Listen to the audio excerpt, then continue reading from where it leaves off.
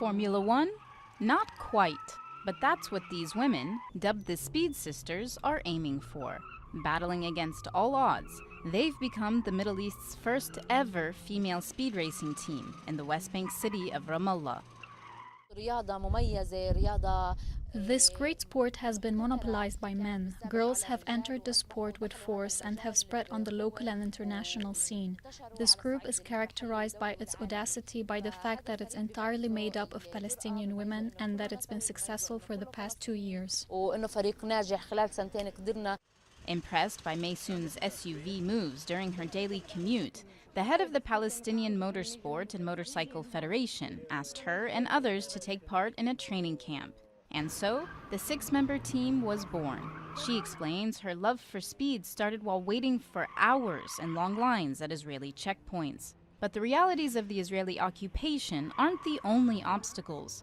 As women competing in a territory not known for excellence in motorsports, they've faced skeptical parents and a disapproving public.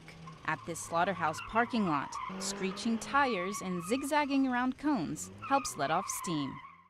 I've loved it since I was a kid. When I started, everyone was against it.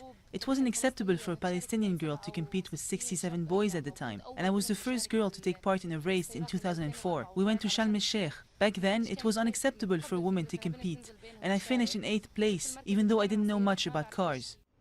Unlike her teammates, Betty comes from a family of racers. Driving a sleek Peugeot sports car, she hopes participation in the sport could mean more. I've proved myself, and Palestinian women have proved their worth in politics and sport, and we can now show the world that we deserve a state.